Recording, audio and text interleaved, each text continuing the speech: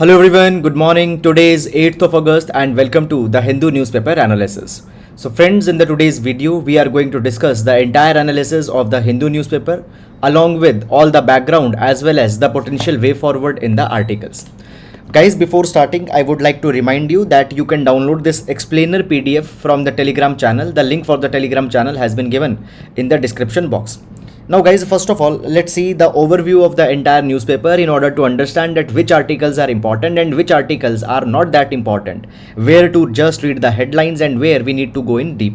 Now guys, here we can see that the article mentions that the climate change is fueling the rise in extreme weather events, and in that capacity, the basically Ministry of the Earth Sciences and IMD, what they are doing, we'll see this entire issue in this particular article. Then guys, further moving on, after that, we reach to the first page of the Hindu newspaper. The first article we can see that the PM lauds states for cooperative federalism in fighting the COVID-19 pandemic. So guys, recently the seventh meet of the governing council under the Niti Aayog has happened, and in that capacity we will see that what are the key takeaways from this particular meet, fine, with respect to the exam point of view.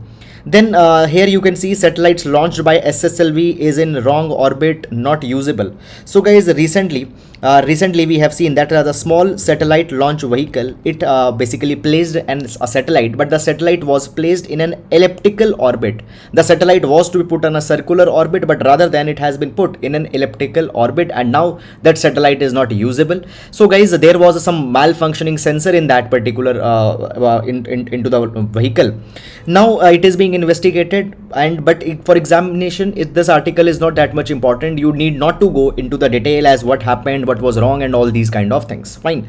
Yeah. Then moving on in this particular direction. After that, guys, the city section, the excise policy of the Delhi. Now it has become a lot controversial. Government is again reverting back. But for our examinations, you need not to see the Delhi's excise policy with respect to liquor and all these kind of things. Then further moving on, disposal of unsold inventory, it is talking about the flats and all these kind of things. So guys, in this particular direction, much important issues are not there. Political articles, regional issues, etc. have been carried. Okay, cheetah reintroduction, NBA chief dismisses the concern. So guys, basically we have already seen this particular article in much detail. I will paraphrase this particular thing. So basically, from the Africa, we are bringing the cheetahs in India, and the cheetahs are to be brought into the Madhya Pradesh, into the Kuno Palpur National Park. Now guys, in this particular capacity, there have been the criticism that when the African cheetahs will be coming in India, okay, it might lead to many kind of a problem. Basically, it has been said that there will be the viability concerns and all these kind of things. Okay, then moving on after this in this particular direction, fine. So we will be again into the cities, the state section, the political issues, etc. have been provided. So directly we'll reach to the editorial section. Now guys, the regional section will be different if you are having the different edition of the Hindu newspaper. If you have the southern edition or the eastern or the western edition, they will be different. However, in these sections, UPSC relevant news are very much rare. Now in the editorial, the first editorial talks about the India democracy and the promised republic. So guys, as we are celebrating the 75th year of the Indian independence, on that direction this article has been written. We'll see the key takeaways. Then tapping technology to check the minor mineral plunder, a good article with respect to the GS3. We'll see this article also. Then cooling the temperatures.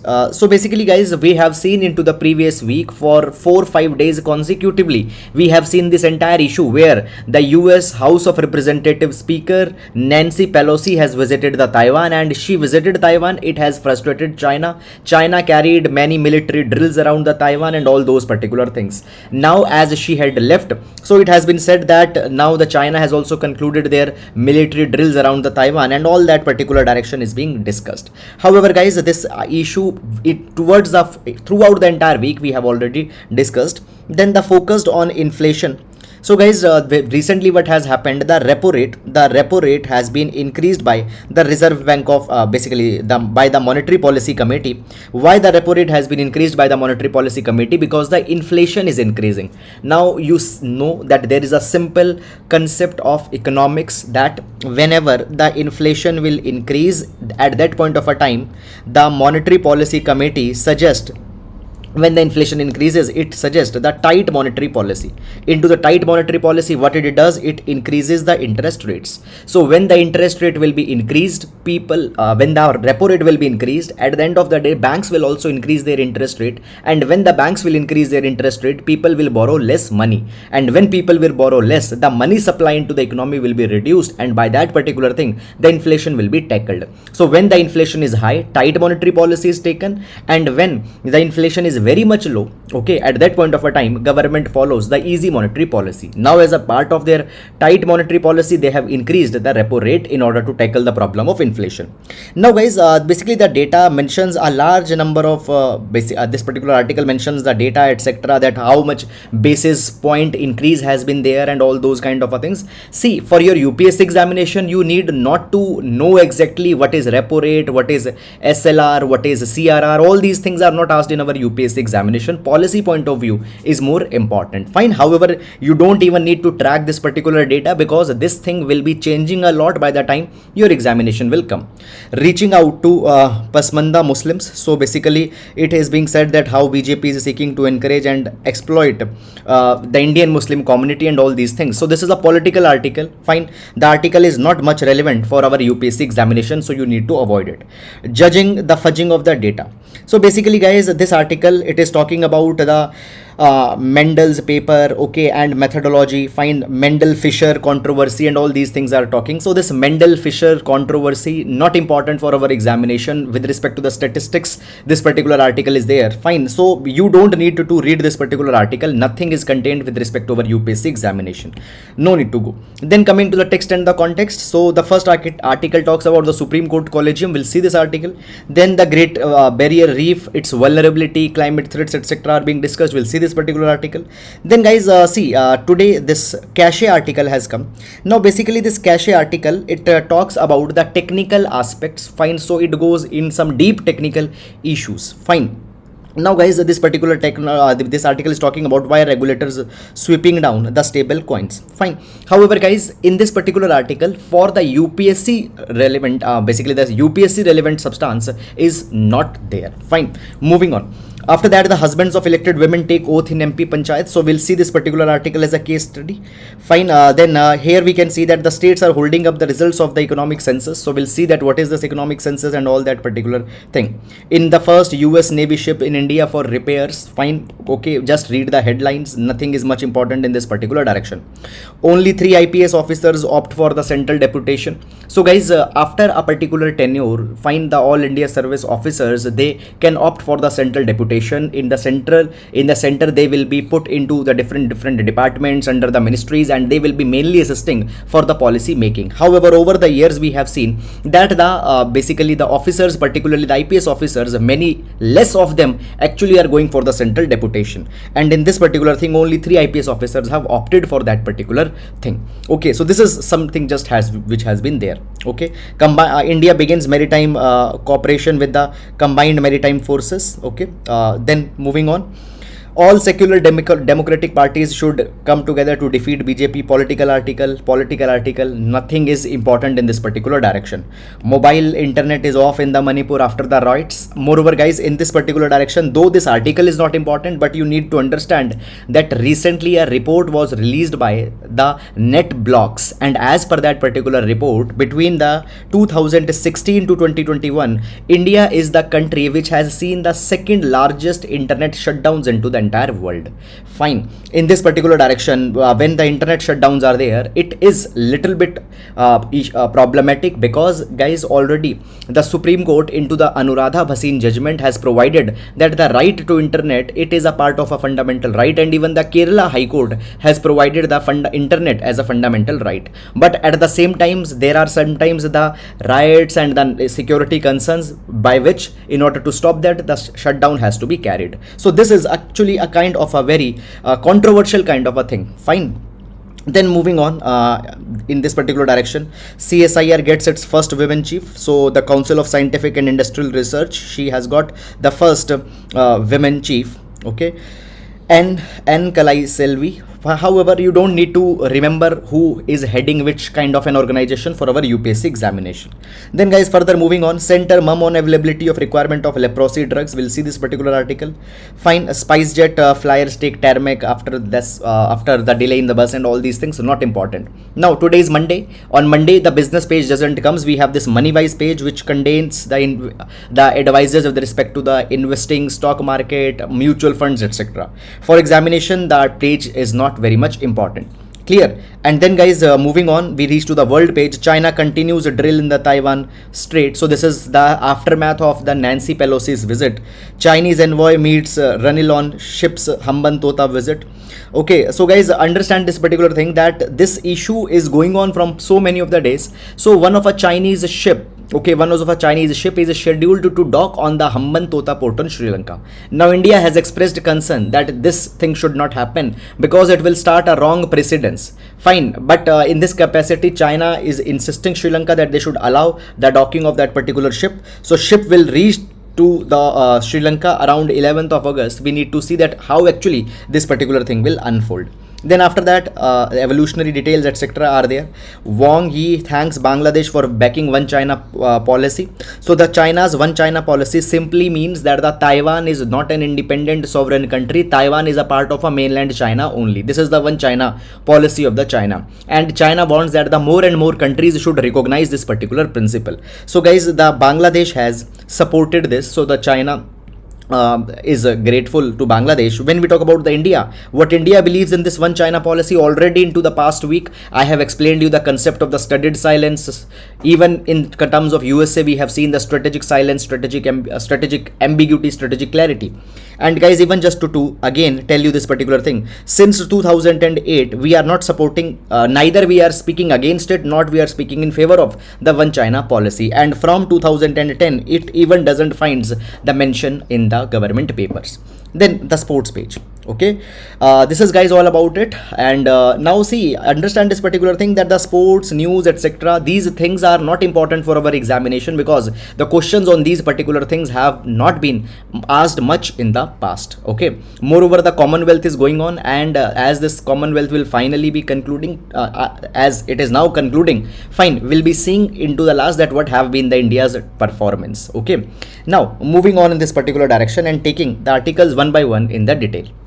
Now in every class guys, we take a GS quotation which we can use in our GS papers. So today we are going to take the quotation from the Mehboob ul Haq, who has been a prominent economist.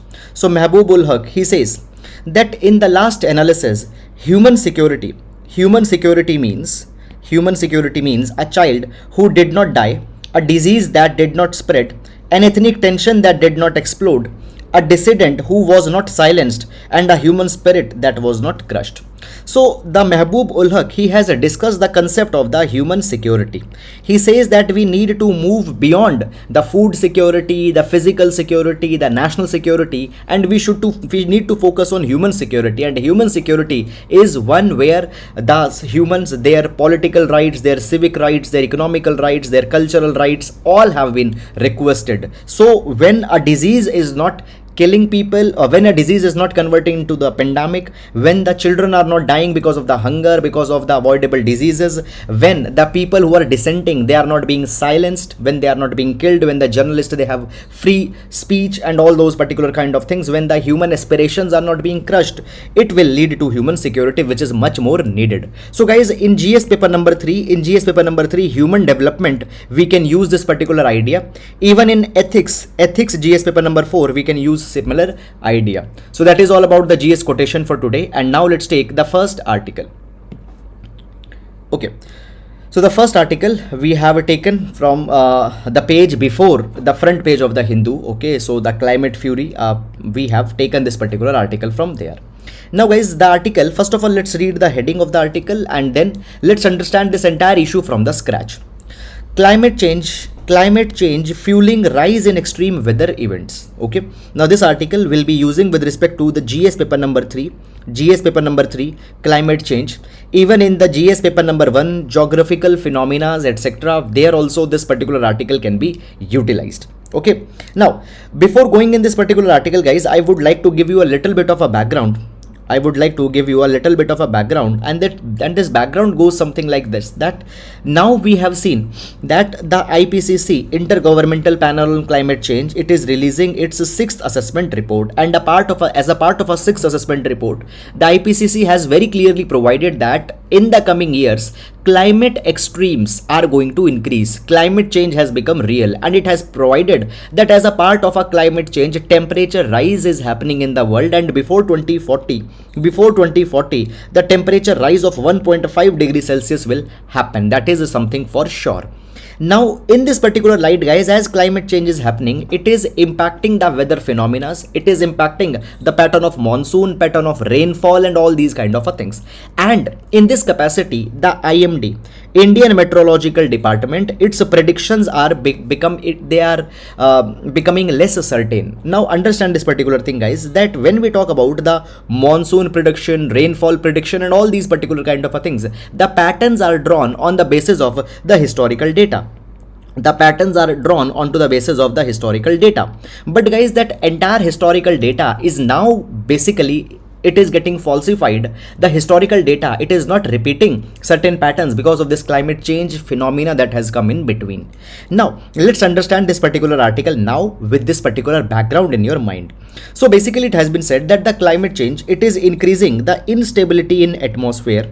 It is increasing the instability into the atmosphere. It is increasing in the, it is leading to an increase in the convective activity. Now, what do we mean by the convective activity? So guys, what is happening? Because of the climate change, temperature are increasing, and because of the temperature increase, what is happening? The land is becoming more heated up, and because of that particular thing, the hot air is rising up and up and up. So when the hot air rises, this hot air also contains the moisture. When the hot air rises, fine, up above, after reaching a particular height, a kind of an instability is created, and it leads to the rainfall and all these kind of things. So rising of the hot air, it is a convective activity. Now these convective activities are increasing, they are becoming more intense, and because of this increase in the convective activities, what is happening? The thunderstorms are increasing, lightning, it is increasing, heavy rainfall, it's increasing, even it is leading to more severe kind of a cyclonic activities. And it has provided that now what has happened, even the cyclones, the severe cyclones are emerging in the Arabian Sea. Now guys, when we talk about the cyclones and all these things, so cyclonic activity has been traditionally more intense into the Bay of Bengal, but now in the Arabian Sea also, the cyclones are becoming more intense. Why? Particularly because of this convective activity that is increasing. Now further, it has provided that as this climate change is happening, it has hampered the ability of forecasting agencies. They are not able to predict with surety that when the rainfall will occur, what will be the pattern of monsoon and all these kind of things. So in this particular capacity, what Indian Meteorological Department is doing, IMD, Indian Meteorological Department, they are installing more radars. They are installing the Doppler weather radars, fine, as well as other radars, and they are even upgrading its computing system to meet this particular challenge. Fine. Now, in this particular capacity, guys, I would like to give you one example that how the climate change is unfolding. So recently, the government has told the parliament that the 5 states, that is the Uttar Pradesh, Bihar, West Bengal, Meghalaya and Nagaland, it has shown the decreasing trend in the southwest monsoon rainfall. So over the last 30 years, 1989 to 2018, last 30 years, all these 5 states, they have seen a declining trend into the monsoon. Now guys, understand, these states are also at the same time the states which are lot dependent on the agriculture. Now, and agriculture is majorly rain-fed agriculture in these states. It means that the agriculture is dependent onto the rain. And here, if the monsoon will decline, a lot of economic loss will be there. Moreover, further it has been provided that along with these 5 states, 2 other states, that Arunachal Pradesh and Himachal Pradesh, they have also seen a kind of a disturbance into the rainfall. They say that very heavy rainfall days have increased and the light or moderate rainfall days have decreased. So what it simply means, guys, it simply means that if it is raining, it will rain a lot, and if it's not raining, it will not rain. So either complete dry or complete wet. So this thing has happened. So this is an impact of the climate change onto the Indian rainfall patterns.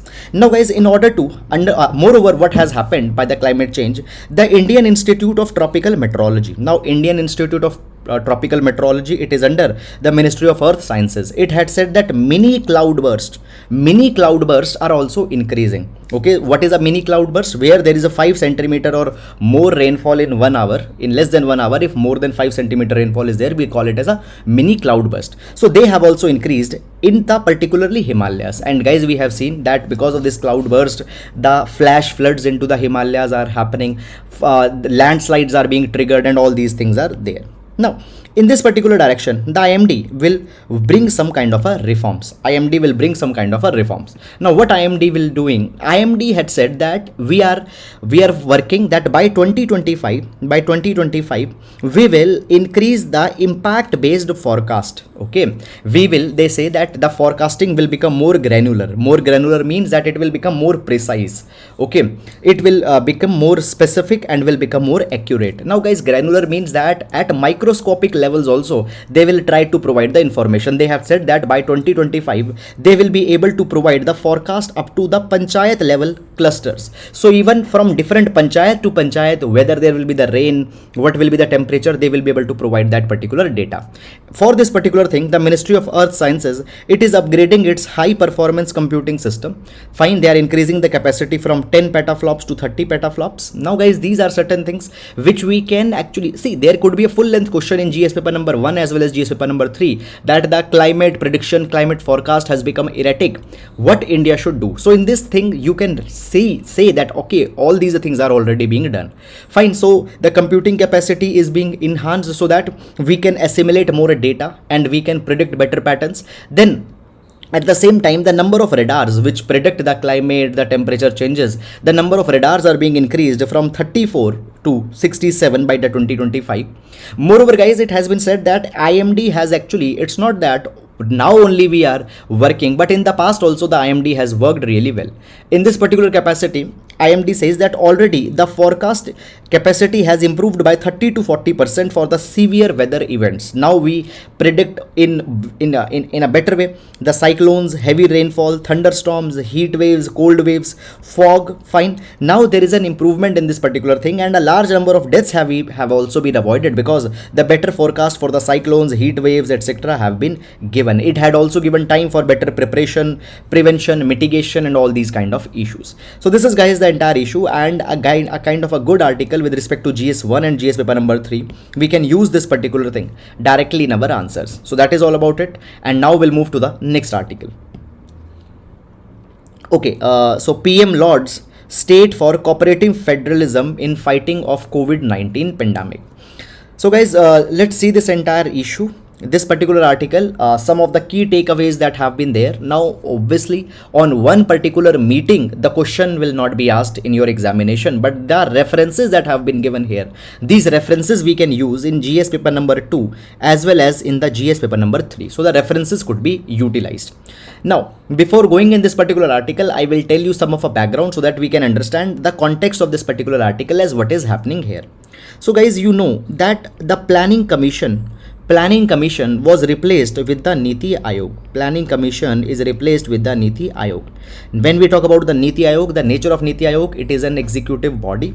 Niti Aayog is the government of India's think tank. Okay, now the Niti Aayog, within the Niti Aayog there is a governing council. Niti Aayog, there is a governing council.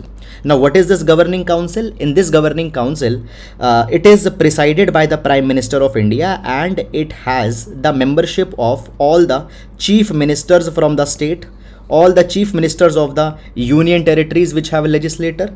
Then there will be the lieutenant governors from the union territory. They will all be coming under this governing council, and there they brainstorm the issues that are plaguing India. They brainstorm what type of reforms are needed. Chief ministers, as from the different states they are participating, they can put forward their grievances, they can put forward their expectations from the state from the union government and all such kind of things.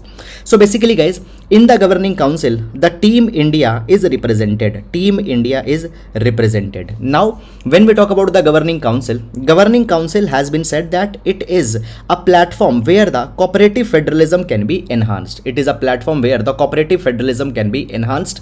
Both the center as well as the states, they can come on a common platform, can share the grievances, can share the expectations. So it enhances the cooperative federalism. Now guys, what has happened? Seventh meeting of this governing council was held, and in this seventh meeting of the governing council there are certain key takeaways that have come.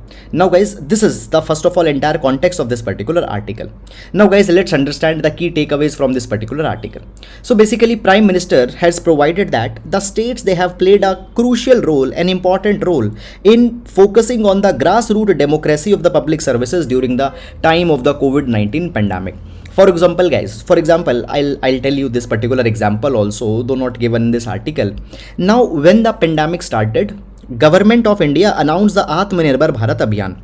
Under the Atmanirbhar Bharat Abhiyan, there is the Pradhan Mantri Garib Kalyan Ann Yojana that was announced. Under this Pradhan Mantri Garib Kalyan Ann Yojana, it was provided that an additional food grain of 5 kg will be provided to the eligible households. So guys, already under the National Food Security Act, the food grain is being provided. Apart from that, additional food grains of 5 kg were also to be provided under the Pradhan Mantri Garib Kalyan Ann Yojana.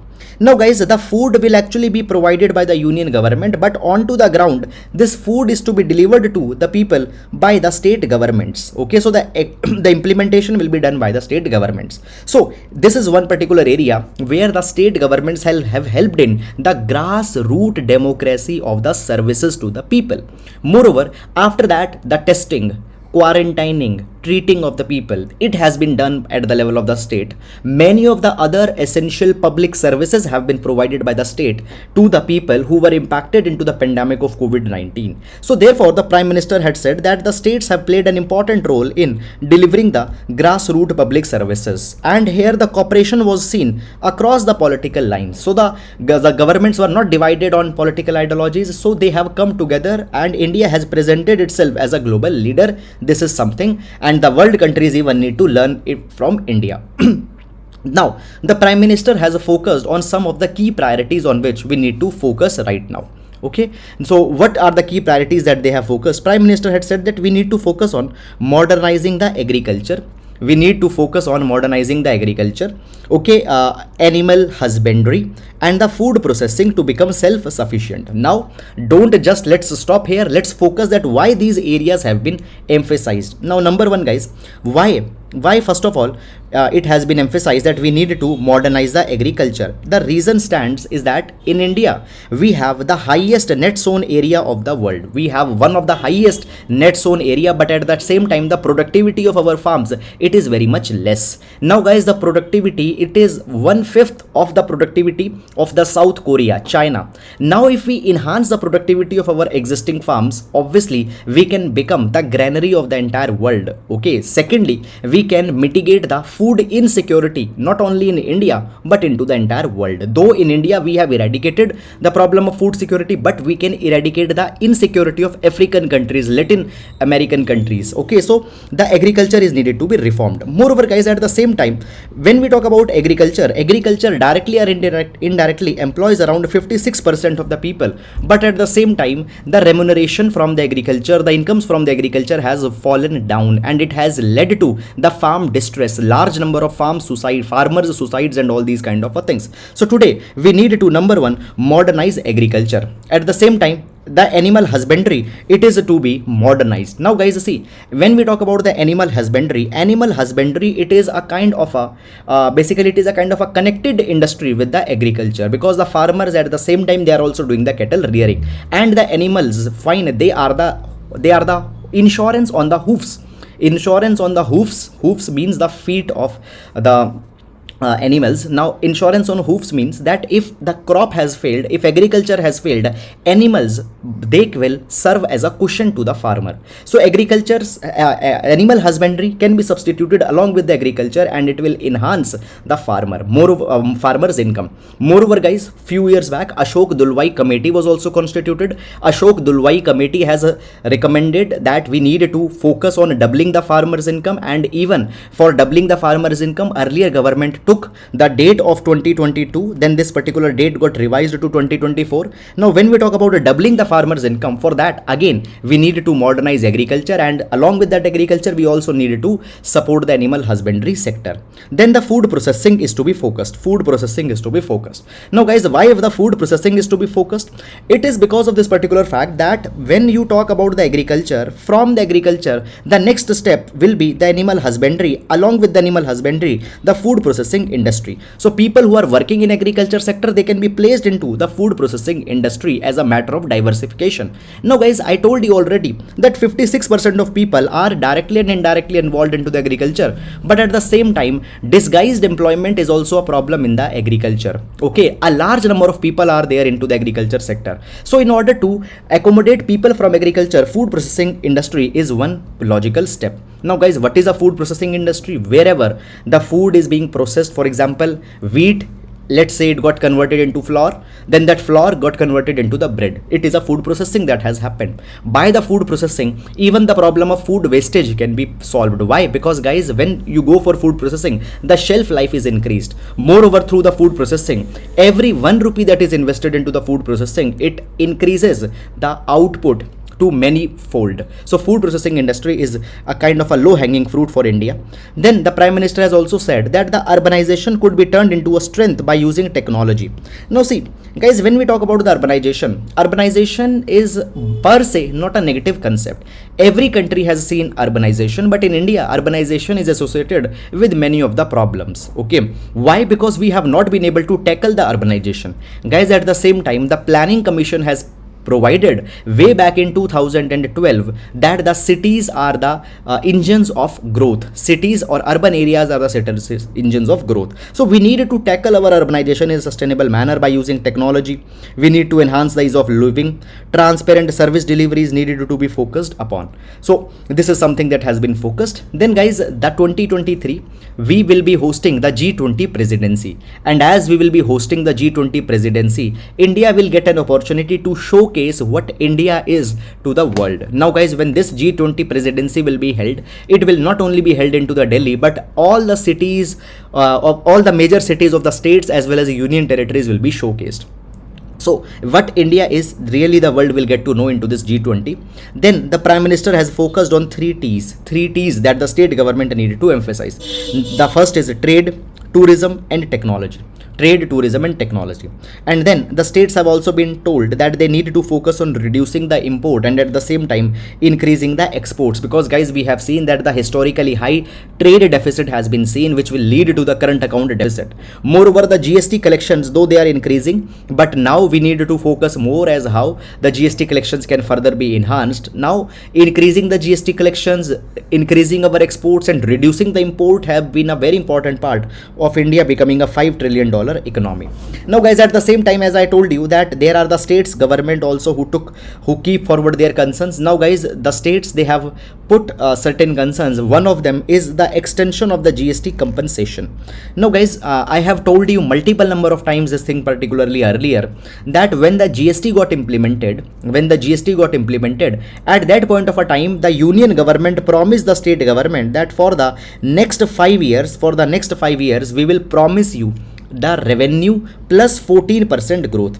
So basically 2015-16 was taken as a baseline. So in this particular year, whatever the revenue the states were getting, it was said by the union that okay, this much revenue will give plus 14% additional revenue will give you for the next 5 years. Now this 5 year have been ended in 2022. This 5 year has been ended. So the states want that you please extend this particular tenure to 5 more years, because now this is a pandemic's time. Moreover, the state governments has also provided this thing that the MG Narega scheme, it is to be implemented in the rural areas near to the cities also. Moreover, even the cities which have the population of less than 20,000, there also the MG Narega is to be implemented. You might be knowing that as of now MG Narega is only for rural areas, not for the cities, but there is a demand that now government needs to expand it into the urban areas. So this is something which has happened. So this is guys the entire coverage of this particular issue. So here you don't need to only go into the headlines, rather you need to understand the entire implication, background and all these associated things. So that's all about this issue, and now let's move to the next article. Now, this particular article we have taken from the text and the context page, and the article reads The Great Barrier Reef's Recovery and Vulnerability to Climate Threats. Now, first of all, this article will use in GS paper number 3. This article will use in GS paper number 3 Environment, Ecology, Climate Change. Climate change.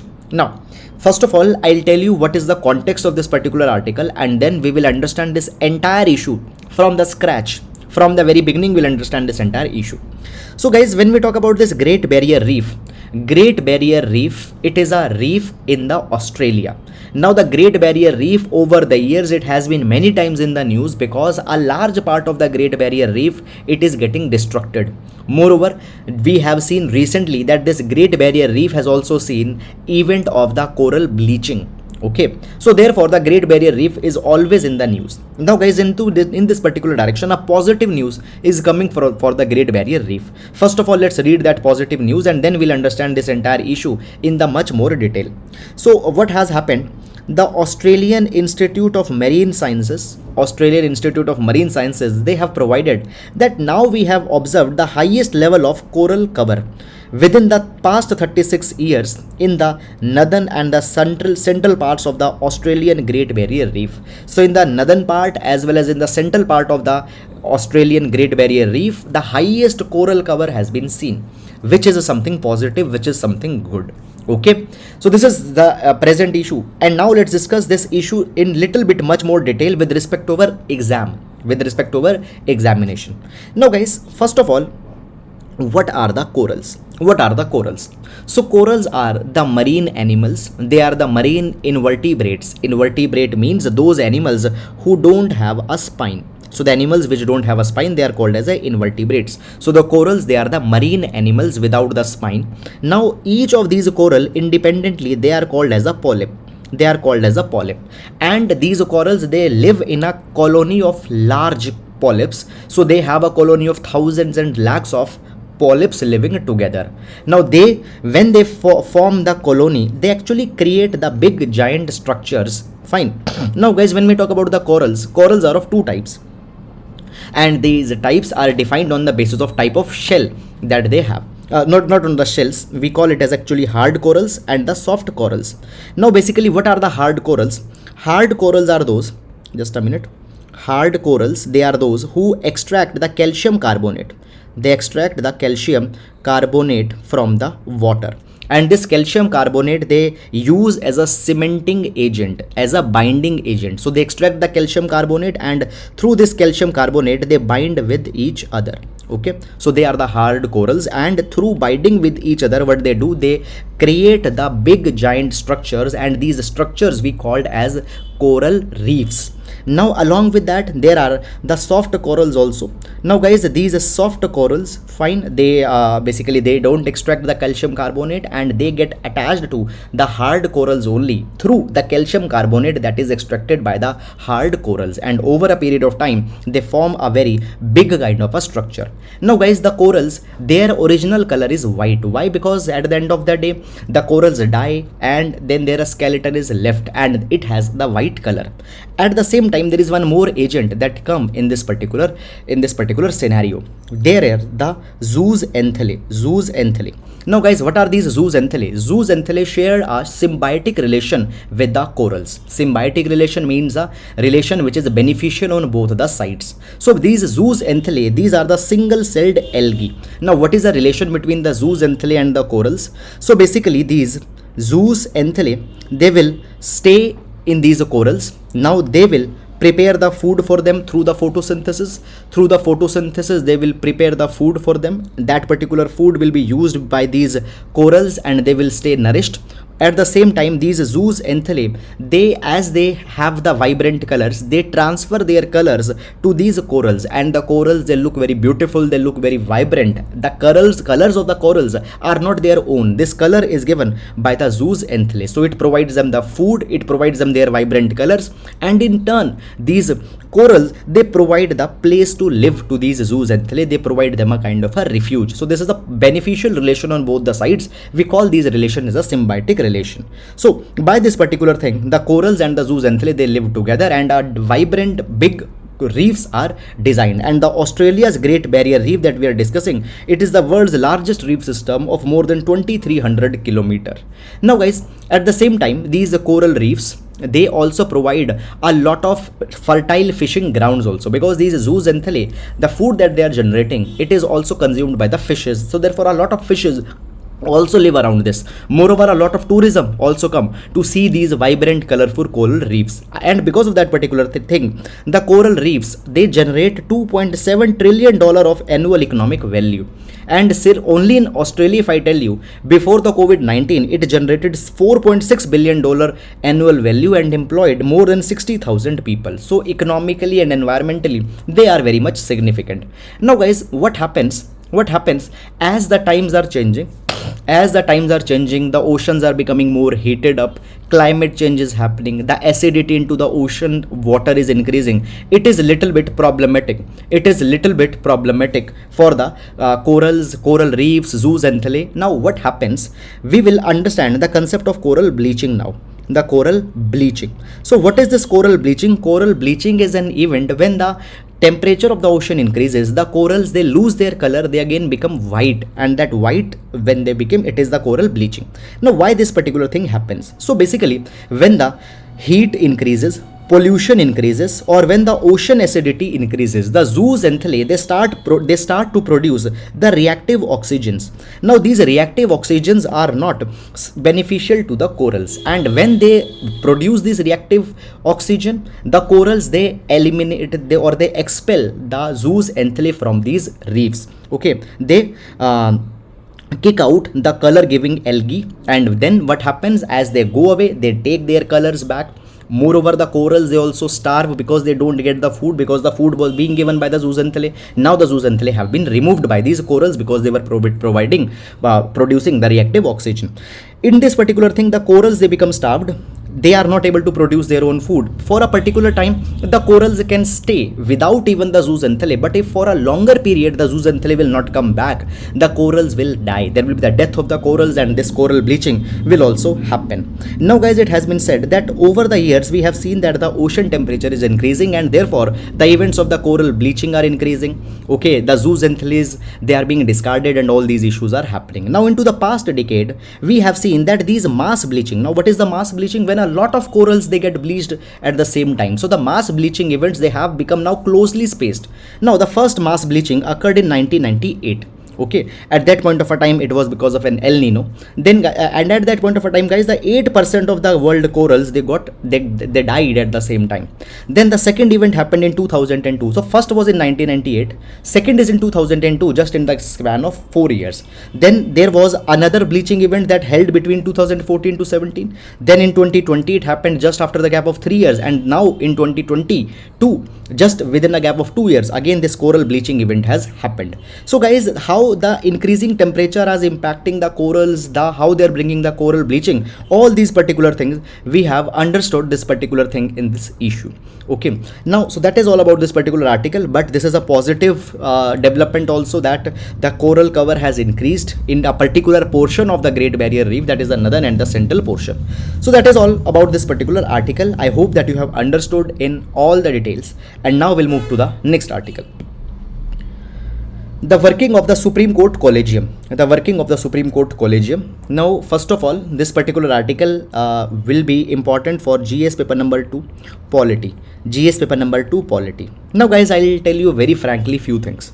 Number one, first of all, the context of this particular article, why this article has come in the news. This article has come in the news because the present Chief Justice of India, Justice N.V. Raman, is set to retire, and he has recommended his next successor, Justice U.U. Lalit. So in this particular capacity, this article has come. Moreover, guys, the collegium is recommending the new justices for the Supreme Court because many of them are to retire. Okay, now this particular issue had come. Now see, this is not something rare event. Okay, basically this is a routine when the new CGI will be coming, new justices are actually appointed. Moreover guys, the things that have been contained in this particular article, they are also not very much unique. Already all these things you might be knowing as a part of your polity. In Lakshmikant all these things have also already been given, but let's anyhow revise the things that have come here. Okay. Moreover guys, in polity, confirmed some questions, around 12 to 14 questions are coming every year, so we need to see this particular article as a matter of our revision also. Now when we talk about the appointment of a Chief Justice of India as well as appointment of the other judges of the Supreme Court, their appointment is driven by the article number 124 of the Indian Constitution. So article 124 of Indian Constitution simply provides that the President of India will be appointing the judges of the Supreme Court. Just that's it. Much details have not been provided in this particular article. And guys, actually the appointment of the Chief Justice of India is actually carried through the memorandum of procedure. Now guys, when we talk about the appointment of a CGI, the appointment of a CGI is to be carried on a basis of seniority. It means that the senior most judge of the Supreme Court has to be elevated as a CJI. This particular thing is contained into the memorandum of procedure. And with respect to the appointment of the other judges of the Supreme Court, their names are suggested by a collegium. Now what is a collegium? It is a kind of an formal organization. It is basically a group of the judges which will recommend the name of the other judges. Now this collegium system, it came in existence by the three judges cases. Now guys, in this particular three judges case, we'll see what has happened. So the first judges case that came, it basically provided this particular thing that when the President has to appoint the Supreme Court judges, President cannot appoint the judges just on his own wishes. He had to consult with the Chief Justice of India, and it was said that the consultation needs to be the full and effective consultation. However, what will be the nature of consultation? Is the consultation basically whatever the CJI had said, will it be binding onto the President or not? At that point of a time, it was said that the consultation is not binding, it is not the concurrence. Fine, it was provided. It has just to consult, but it is not a binding. It was provided into the first judge's cases. Then the second judge's case came. And it introduced the collegium. It said that actually whatever is being suggested by the Chief Justice of, basically it was said that not only the consultation is to be taken, rather the concurrence is to be taken. So whatever the CGI has said, that particular thing has to be considered by the President. Fine, their concurrence is important. And in that capacity, it was said that the CGI will not give his own opinion, rather he will give the opinion on the basis of by considering the collegium of two senior most judges. So the CGI, he will constitute a collegium of the two most senior judges, and all three of them will give some consultation, some suggestion to the President, and President has to consider that particular suggestion. And then finally came the third judge's case. Now in the third judge's case, it was said that okay, President has to consider the advice. The President has to consider the advice of the CGI, but the CGI has to take the suggestion from the collegium consisting 4 of the senior most judges. So in the second, there were the 2 judges. Into the third, the collegium was enhanced to include the 4 senior most judges. That thing happened. Now guys, over the period, this collegium system has attracted a lot of criticism, and the biggest criticism that is coming is of nepotism. It is nepotism. It has been suggested that the judges, they are suggesting their own relatives, their sisters, their nephews, their nieces, etc. Fine, this thing has happened. Now in order to resolve this particular problem, few years back, even the government suggested the National Judicial Appointment Commission, NJAC, and this NJAC was brought to replace this collegium system. But guys, then what happened? There was one more judgment came by the Supreme Court, that is the 4th judge's case, and in this 4th judge's case, Supreme Court said that this NJAC is unconstitutional because it has diluted the power of judiciary, and it was again collegium was upheld. So this is the way in which the Supreme Court judges are being selected even till now. Now guys, in this capacity, it has been said that over the years, we have even increased the number of judges into the Supreme Court. As of now, in 2019, the sanctioned strength of the Supreme Court stands at 34 judges. Okay, presently 31 judges are there, but the sanction stat is 34 judges. But over the years, the pendency into the Supreme Court has also increased. As of now, the pendency is around 71,400. So in this particular thing, we need not only to focus on increasing the numbers of judges, but rather we need to bring the deep systemic reforms in the judiciary. Technological reforms are to be brought. Effectiveness and the efficiency into the Supreme Court is to be brought. That how these pendency can be reduced. Is it clear or not? So that is something that has happened. Now that is all, and now we'll move to the next article. Tapping technology to check the minor mineral plunder. Now this article, guys, will see with respect to the GS paper number 3, infrastructure, mining reforms and all these things. Moreover, this particular article will also see with respect to the GS paper number 3, that is the ecology. Okay, ecology, particularly the river ecology, marine ecology, how it is getting impacted by these minerals, minor minerals extraction. We'll see this thing. Now basically, guys, the article provides this thing. So first of all, before going in this article, I'll tell you one very basic kind of a concept. When we talk about the minerals, there could be two types of minerals. One are the major minerals and other are the minor minerals. Now when we talk about the major minerals are, for example, the iron ore, bauxite, fine, they are the major minerals. Minor minerals are the sand, gravel, pebbles, they are the minor minerals. When we talk about the major minerals, the power with respect to the major minerals, their regulation, their mining and all these things, such a power is with the union government. But when we talk about the minor minerals, their extraction, their regulation, its power is with the state government. Now this article talks about the minor minerals, their extraction, their illegal extraction and all those things. Now the article says that as the development space is increasing, the demand of the minor minerals has increased a lot into the construction, in the development, everywhere the sand, gravel, etc. is needed. So today what has happened, today the sand and gravel, it has crossed, its demand has crossed 60 million metric tons, and it has become the second largest extractive industry on the planet. Large number of sand and gravel are being extracted, fine, just after the water. But at the same time, the extraction of these sand and gravel, it is happening in an unsustainable manner. Fine, basically it has been provided that the minor minerals, the state government has a power to frame the rules. Already I have told you this particular thing. Now guys, basically the sand mafias, you might have heard about their name. Okay, recent there was a one case which happened into the Haryana also, where basically one of a sand mafia, it has killed one of an enforcement officer. Now the sand mafias and many of such kind of a muscle men, they extract the sand, they extract the gravel, but at the same time they are not paying the royalty, they are not paying the dues to the state government. Moreover, they are extracting it beyond the permissible ecological limit.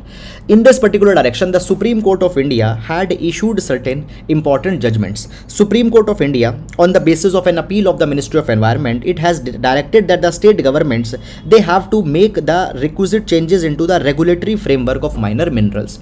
It has said that when the minor minerals are being extracted, you need to carry the environment impact assessment. Okay, earlier guys, when the minerals are to be extracted from an area of more than 5 hectares, then only the permission was needed. But this Supreme Court judgment provided that if the minerals are being extracted from an area of less than 5 hectares, very small project, very small extraction facilities there, then also the permission has to be taken and environmental impact assessment has to be carried. This binding was made by the Supreme Court, and by that thing EIA was amended in 2016, and it provided that environmental clearance is mandatory even for mining in areas less than 5 hectares. Even for minor minerals, it is to be taken. Then the state governments constitute certain bodies.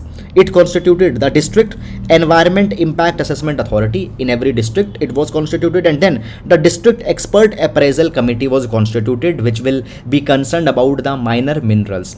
However guys, at the same time, if we make analysis onto the ground, then it has been found that majority of the states, they don't have this functional EAC, that is the Expert Appraisal Committee.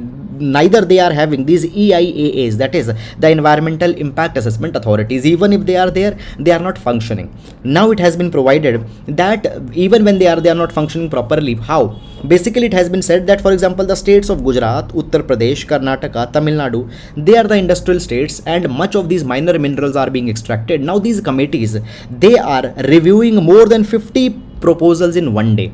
more than 50 proposals are being reviewed, and rejection rate is just 1%. Rejection rate is just 1%. 99% projects are being cleared. It has been said that when you are seeing the 50 proposals a day, obviously the clearance is a formality. You cannot go in the scientific studies, you cannot analyze that particular project properly. So this is just a formality that is being done. At the same time, United Nations Environment Program of 2019 had ranked India and China as the top two countries where the illegal sand mining has led to the environmental degradation. Now guys, the river health, river ecology, it is dependent a lot on the sand, etc. It is an important part of a ecosystem. It has been provided that recently a study was carried by the Center for Science and Environment, and in this particular study it has analyzed the ecological health of the Yamuna river bed, and it has provided that a large number of sand has been illegally mined from the Yamuna river, and it has affected the soil formation. It has also impacted the soil holding ability of the land.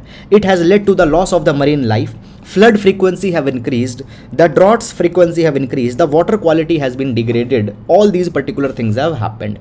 Moreover, it has been provided that at the same time, when the illegal mining is there, it is leading to the losses to the state exchequer also. A lot of money is being lost, because guys, if this illegal mining would not have been there, the government would have got royalty revenue. But all these issues are there. Now guys, what could be the way forward? So the way forward is very much interesting, and please do note down these particular way forward directly into your notebooks. And every class I say that please download this PDF directly from the Telegram channel before you start seeing this analysis. In that particular way, please open this PDF in some another screen or some tablet or some mobile and start following it. Now, what could be the way forward? Way forward is a satellite imagery. Now it has been said that actually through the satellite imaging we can see where the illegal mining of the minor minerals is happening. Moreover, in the past, how the illegal mining has happened and how the landscape have been changed, this particular data we can get.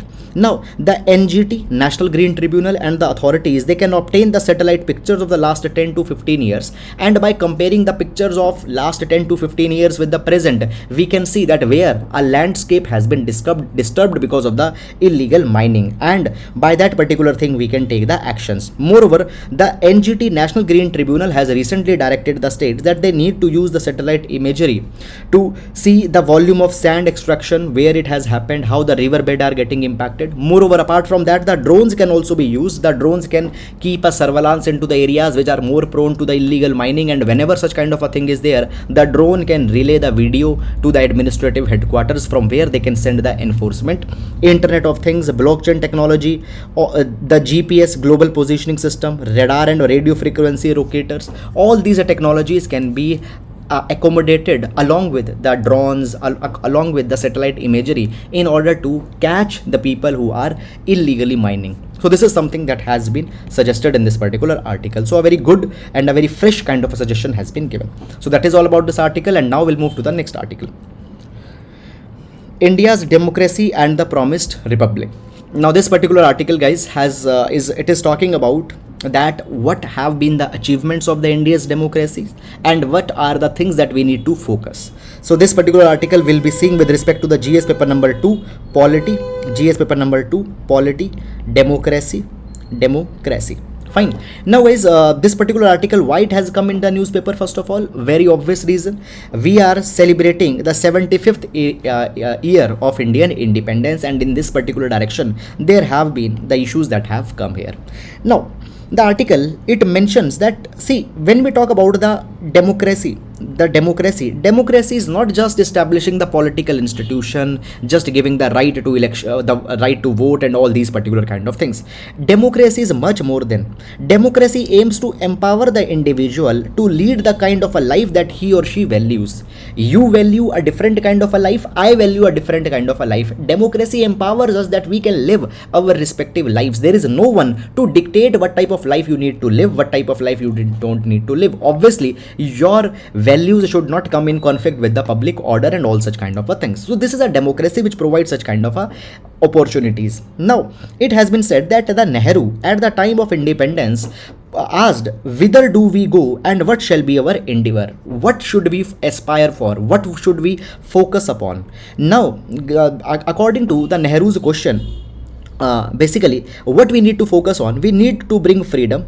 Okay, we need to bring a large number of opportunities to the common man, the opportunities to worker, peasants, every poorest of the poorest person should be given all type of opportunities. We need to fight the poverty, ignorance, disease. We need to build a prosperous India. We need to create the institutions which are bringing the social equality, economic equality, political equality.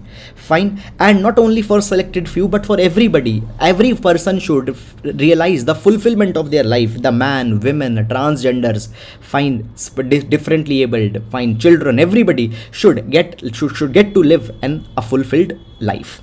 Now it has been provided that from economic point of view, whether we have progressed or not, the demarcation is not always clear because of the layering of population according to the caste and gender. So in terms of the poverty has gone down, that is for sure, but whether the poverty has been down for everybody or only for specific caste, we are not able to get that particular thing too much objectively, because the caste and the gender, many times, because we see that the Dalits many times they tend to be more poor, and women they tend to be more poor. Feminization of poverty has been there, and Dalitization of poverty has been there. So on economic concerns, we don't have as of now very much objective things, but at the same time the gender based inequality is still rampant. It has actually even increased. The women, they are not being given opportunity to participate into many of the deliberations, though they are participating equally in the elections, but in decision making they don't have much power. In the governance they don't have much of a say. This particular thing has been provided. Even in the labor force participation rate, their participation is very much less. So this is something on this particular front that we have not worked much. Then guys, at the same time, the south and the west divide, the southwest and north divide in India is huge. Fine, south, west and east divide is huge. So it has been said that the South India and the West India, it is doing very much good on many of the parameters, but the East India particularly, the Central India particularly, they are not doing good. Fine. Now you just take the data.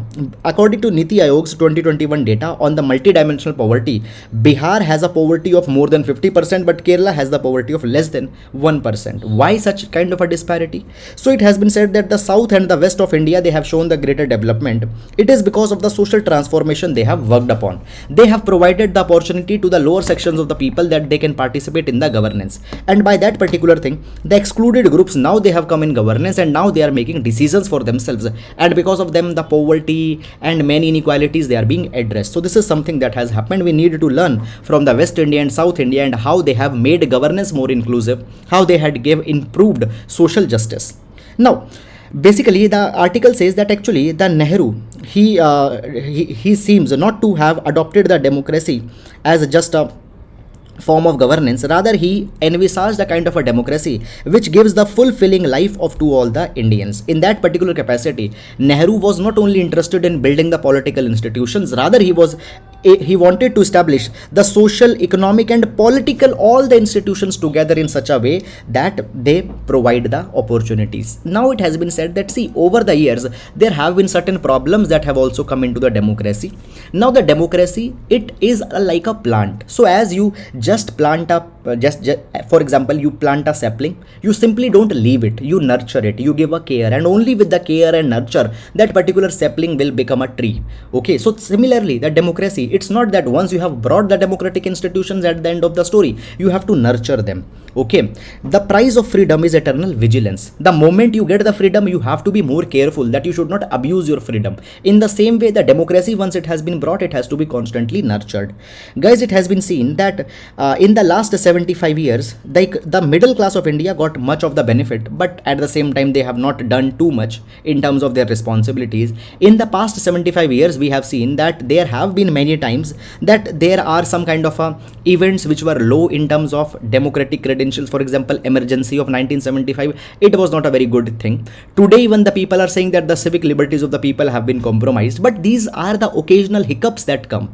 We should not be pessimistic. We need to look for a brighter future. These particular things will even be tackled by our Indian democracy. So this is a positive and a optimistic message at the last that have been given in this article. So that is all, guys, about it. And now we'll move to the next article. Okay, so guys, this is a case study which could be used in our answers. The husbands of elected women take oath in the Madhya Pradesh panchayats. So guys, this is actually a kind of an irony in India. What kind of an irony? I'll explain you.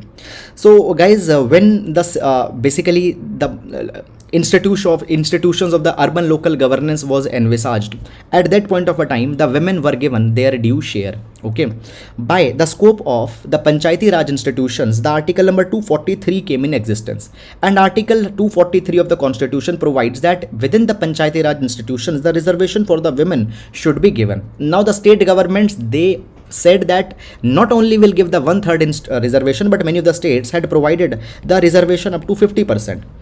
As of 2020, more than 20 states in the country, they were providing the 50% reservation to the women into the Panchayati Raj institutions. Madhya Pradesh has been an early adopter of implementing the 50% reservation for the women into the panchayats. And guys, as of this particular thing, if we see today, approximately 45% of the panchayat members in the Panchayati Raj institutions are the women. 45% of the panchayat members are women. So on the face of it, it looks that okay, something positive is happening, but the ground reality is something different.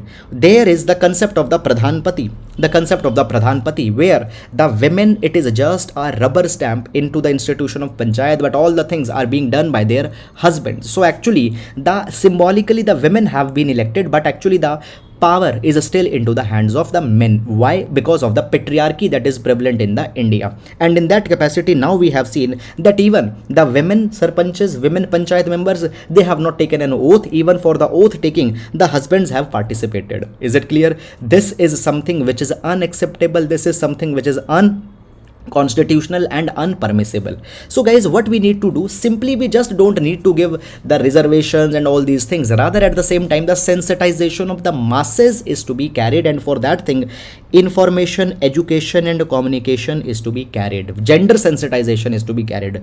Fine, actually the decision making authority to the women is to be given. Okay, it calls for a deep reforms. So that is all guys about this concept, a very impactful thing. Please do use it in your answers as an reference. Now moving to the next article. Center mum on availability requirement of key leprosy drug. Now guys, this article will see with respect to the GS paper number 2 health. Now see, the leprosy, when we talk about the leprosy, it is called as the Hansen's disease. Leprosy, it is called as a Hansen's disease. The leprosy, it leads to a kind of a disfigurement, and many times a lot of stigma, taboo is also associated with this leprosy, Hansen disease. Now the leprosy, it is caused by a bacterium called as Mycobacterium leprae. Now according to the WHO, out of the total leprosy cases, 66% of the leprosy patients are living in the India, out of the total patients. Now the leprosy, it can be, the mode of transmission is mainly by breathing the airborne droplets from the affected individuals. Okay, and so it is a communicable disease. It can be infected at any point of time. Now guys, the good thing is that there is a treatment available for the leprosy. So there is a multi-drug therapy. Clear? Now guys, in this particular multi-drug therapy, there are the 3 medicines that are used to treat the patients of leprosy. It is a clofazimine, then there is a rifampicin, and then there is a dapsone. These are the 3 vaccines which are given, medicines. These are the 3 medicines that are given in a combination, and it treat the leprosy. Now guys, for the leprosy, Government of India started the National Leprosy Control Program in 1955. Okay, and it aimed to achieve the leprosy. But guys, actually what happened in 2001, the global elimination of the leprosy was declared, but India was not able to eliminate the leprosy. Then in order to focus more onto the leprosy, we came out with a new program, that is the National Leprosy Eradication Program. Today, this National Leprosy Eradication Program is going on, and under this, government provides the leprosy drugs for the 12 months to the people who are infected. But guys, what is the present issue that now has come? What is the present issue? Present issue is this, that I told you that there are 3 medicines that are needed for leprosy: clofazimine, rifampicin and the dapsone. But guys, this clofazimine, this particular vaccine, is in intense shortage from past few months, and the government is not giving any clarity in this particular direction. So clofazimine, it is not available, and its non-availability, it is leading to a dangerous situation, because these 3 drugs are to be given in combination only. If its supply will not be restored, then many number of people will be more suffered by this leprosy's problem, and whatever progress we have done into the past few years, all that particular progress will be lost. So guys, it is that how many times even the hard earned progress can be undone because of small kind of in problems. Now guys, this is a paradox. India is the pharmacy to the world. India is the pharmacy to the world. The generic pharmacy of the India, it can feed the entire country or world, but at the same time we don't have the essential medicines for our own people. So this is the thing that government needs to focus on immediately. Is it clear guys? An important question in this particular line, even a question in the prelims on the health on the leprosy can also be asked, because this exact issue was there into the news in the month of July also. Now we'll move to the next article. States holding up result of economic census the center. So guys, this article talks about the economic census, important for GS paper number 3. Now guys, it is not economic survey, it is not the caste census, it is not the general census that is held once in 10 year, that was held in 2011. It is an economic census. What is economic census? Let's understand. So guys, economic census, it is a compendium. It actually provides the data with respect to the formal and non-formal non-farm enterprises operating in India. Non-farm enterprises means apart from the agriculture, for example the cottage industries that are there, small other kind of some small other kind of manufacturing or some kind of other facilities that are there. So it provides that what is the size of both the formal as well as the informal non-farm enterprises. It tells us about the employment that have been generated by these non-farm facilities. It talks about the ownership pattern, whether they are partnership, whether they are proprietorship. It also tells that from where they are getting the finances, these non-farm enterprises, where they are getting finances. So the entire details about the non-farm enterprises, it is contained in this economic census. Up till now the 6 economic census have been happened, and the 7th economic census, it is pending. Now this economic census is very much important. Why? Because guys, you know that in 2016 the demonetization happened. After that the lockdown happened. So how this demonetization lockdown has impacted the non-farm enterprises in India, that data we will capture by this particular economic census. So the demonetization, moreover the goods and the services tax, GST, fine, the corporate taxes, a lot of changes have been brought. So whether our non-farm enterprises, small enterprises, they have increased or they have reduced, for that we need to have the 7th economic census. Moreover, the 7th economic census will be carried by the IT enabled tools. For the first time the IT enabled tools are being used. Now guys, this census is being waited from a couple of years, but the center government, the Ministry of Statistics and Program Implementation, they had said that we are not able to release this particular census because the states have not given us the data. So this is something that has happened. So guys, let's see that when this particular census will come. However, till then there is nothing to see. When it will come, we'll see its major findings. So that is all guys about this particular article, and I hope that you have understood it. And this is the entire detail which I have provided here with respect to the economic census. Again, I'll repeat, it gives us the picture of the non-farm enterprises in India, not agriculture, apart from the agriculture. So that's all. Now we'll be meeting tomorrow guys. Till then, please take care of yourselves, and please just don't read, revise the things. Okay, so that is all. Now we'll be meeting tomorrow. Till then, please take care of yourselves. Thank you so much. And guys, if you have liked the video, please do hit the like button, and please do leave your lovely comments. Thank you so much.